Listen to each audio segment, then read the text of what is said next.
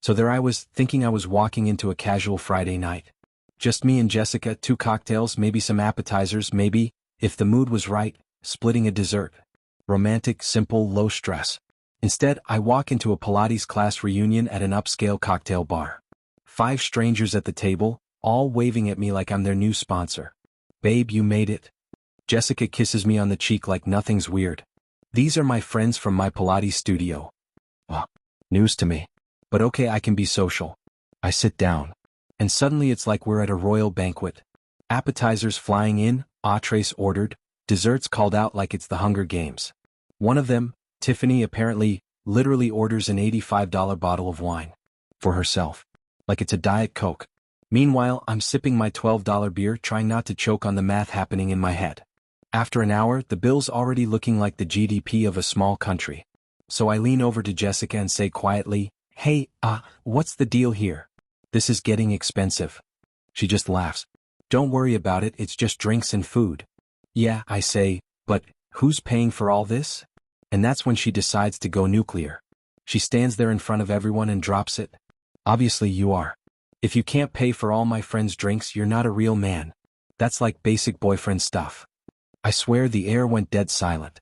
Forks froze mid-bite. Tiffany smirks and goes, "Yeah, my boyfriend always covers everyone when we go out." I stare at Jessica. Nope.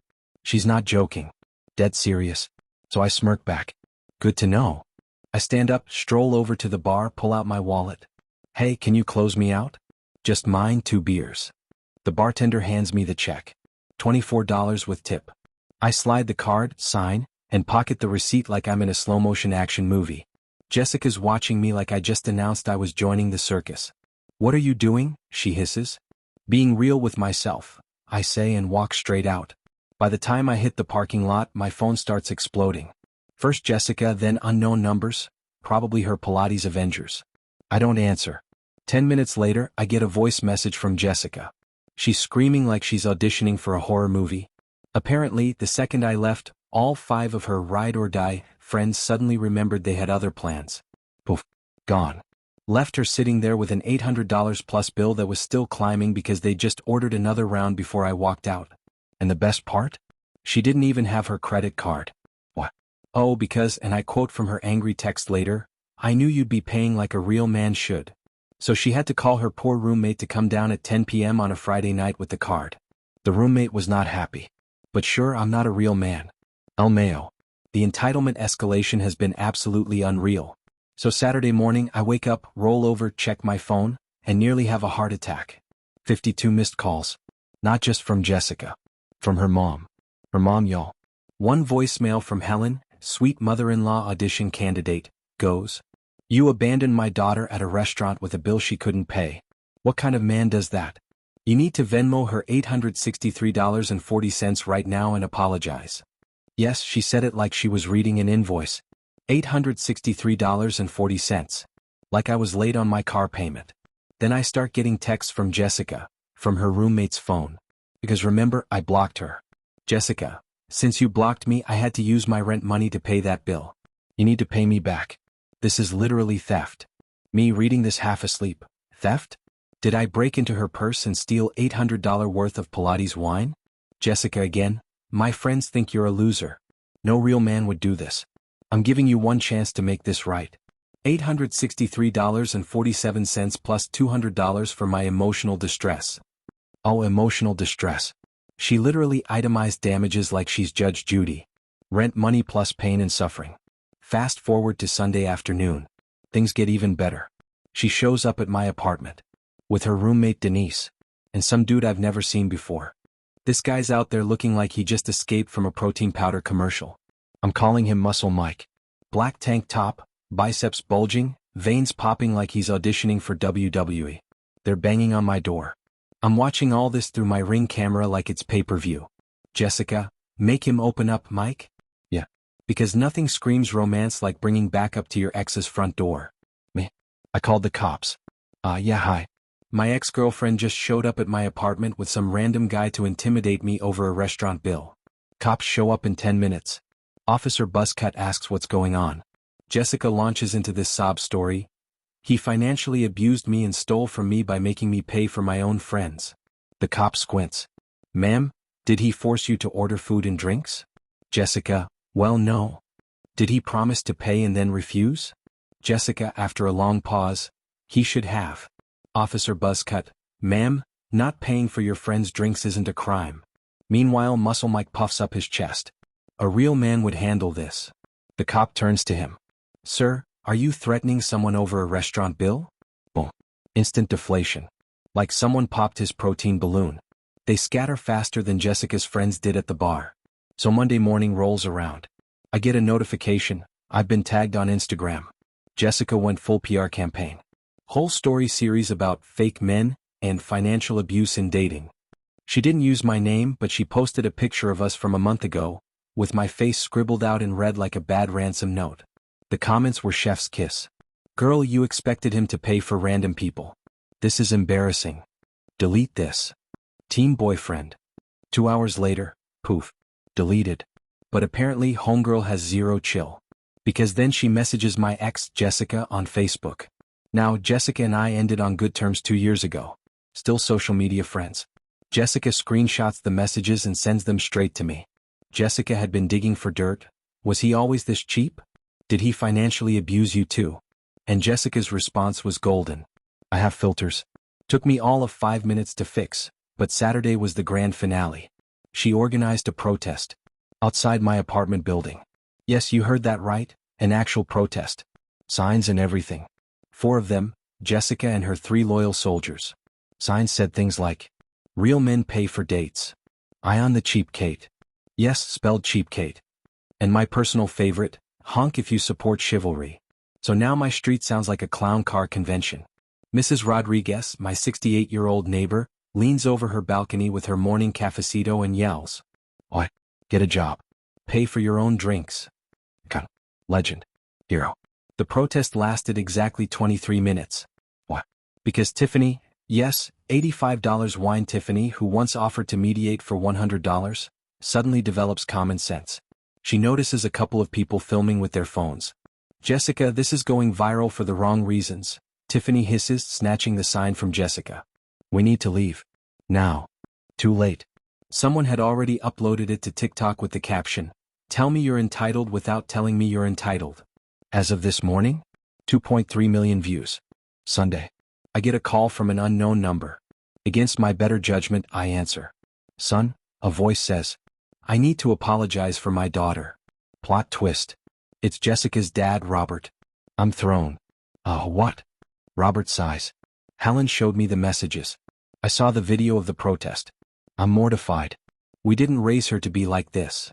Turns out Jessica had been feeding her parents a sob story about me being emotionally abusive and controlling her finances. When they saw the actual evidence, TikTok protest, screaming voicemail, the works, they were appalled. Robert didn't just apologize.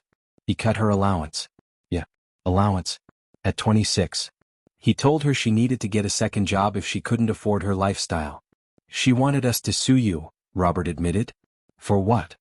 I asked, genuinely curious. He hesitated. Not buying her friends cocktails. I laughed so hard I nearly dropped the phone. Tell her she's lucky I don't sue her for harassment. Robert agreed. Honestly, solid guy. Jessica's been dropped from her Pilates studio friend group. Tiffany, of all people, sent a group text. Jessica's brand is too toxic for our positive vibes community. Positive vibes only unless you're extorting boyfriends for Pinot Noir, I guess. Her roommate Denise is moving out. What? Because Jessica tried to guilt her into paying half the restaurant bill. Roommate solidarity apparently. Denise did not stand in solidarity. And the best part? That restaurant now has her photo at the hostess stand. She's banned. Actually banned. Manager told my coworker, who goes there often, that if she ever tries to book a table, they require a credit card hold first. Iconic. All this. Because I wouldn't pay for her friends' drinks. The conclusion to this saga is even wilder. 2 weeks ago, she tried one last desperate stunt. Applied to be on a local radio show called Dating Disasters, where people share their worst date stories. She thought she'd get sympathy. Spoiler, she did not. My coworker Eleanor was listening live and texted me the play-by-play. Host 1. So, you brought 5 friends to your date without telling him? Jessica. Well, they just happened to be there. But okay, yes, I texted them to come. Host 2. And they all ordered expensive drinks and food? Jessica, it was a nice place. Host 1, and you expected him to pay for everyone?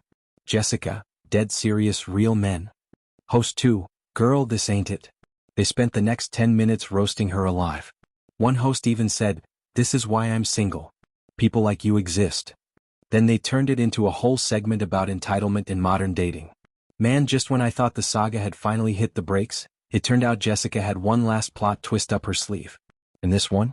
Oh, chef's kiss. Pure reality TV level chaos. Remember Muscle Mike? Yeah, the guy she brought to the restaurant like he was her personal bodyguard, ready to intimidate me over a bill? Turns out, he wasn't just some random friend. Nope. He was some dude she'd been chatting up on a dating app. Basically, she promised him a free dinner at a nice restaurant if he came along and flexed his way into scaring me. Real smooth, right? How do I know this? Because Michael, yes, his real name, slid into my Instagram DMs like he was about to apply for sainthood. He sends me screenshots and goes, Michael, bro, I owe you an apology. I didn't know she was lying through her teeth. She told me you were her abusive ex who owed her money. Me, abusive ex? Dude, she dragged you into Cheesecake Factory, civil war because of a margarita bill. Michael was livid. Turns out he realized he'd risked getting arrested, literally, for a scam over shrimp cocktails and overpriced Cosmos. That's when he dropped the juiciest detail. He works in HR. Not just HR at a major company downtown. And guess who had just applied for a marketing job there? Yep, Jessica. Now, before you think this turned into some soap opera HR revenge arc, no. He didn't sabotage her. He said, that would be unethical. But when she didn't get the job and texted him, asking for a good word for next time, Michael basically hit her with the HR version of a restraining order. Michael, I don't associate with people who lie and manipulate others for financial gain. Please don't contact me again. Beautiful. Absolutely beautiful. Of course, she went straight to Instagram, spinning it like, another fake man trying to silence a strong woman. But the universe must have muted her at that point because nobody cared. Her follower count nosedived by like 60% since the TikTok fiasco. And life just kept steamrolling her. Denise, her roommate? Gone. Couldn't afford the apartment alone. Boom, Jessica's moving back in with her parents. Dad Robert, my new favorite character in this sitcom, puts her to work at a call center. Said she needs to learn the value of money. Her Pilates studio girl gang? They ghosted her like she was last season's fashion trend. Tiffany, the positive vibes only queen? She started dating one of the guys from the original dinner. Apparently they joke about the whole Jessica disaster date being how they met. Imagine being the meet cute that nobody asked for. Meanwhile, the TikTok video of her protest ballooned to 5 million views. People started a whole trend mocking the real men pay movement. Imagine being patient zero for a meme. Then came her last little stab at my sanity. A brand new Instagram account pops up, because I'd already blocked the other 3. Her DM, I hope you're happy. You've ruined my life over $863.47. I'm struggling while you're probably laughing about this. Spoiler, I wasn't laughing. I was relieved. Relieved that I dodged a nuke disguised as a Pilates instructor with a trust fund. Those 4 months? Red flags everywhere. She expected me to always pay. Dropped subtle digs about my car not being luxury enough. And don't get me started on the magical disappearing wallet trick she pulled every other dinner. Houdini would have been proud.